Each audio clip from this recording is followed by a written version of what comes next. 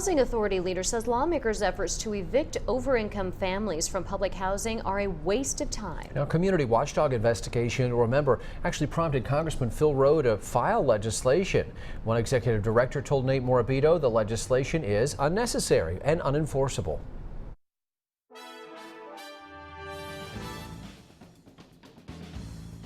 For roughly every 2 over-income families living in public housing nationwide, the federal government reports as of 2014, there were another 98 who need government-subsidized apartments. It's one of the most efficient government programs we have.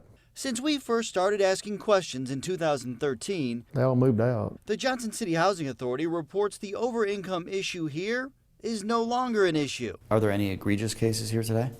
No.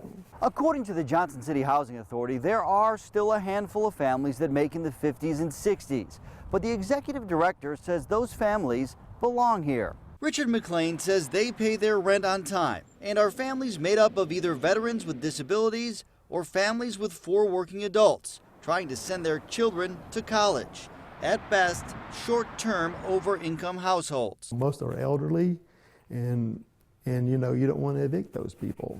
It makes no sense. Last year's federal audit identified more than 25,000 over-income families living in public housing across the U.S. and 500,000 people stuck on waiting lists. Congressman Phil Rowe recently filed legislation hoping to force some of the highest earners out after a year. It seems wrong to me to have people who are 125% above the income level to stay in that home while someone who is very needy doesn't have a home. McLean doesn't think any over-income legislation will pass. You think it's a waste of time? It's a waste of time.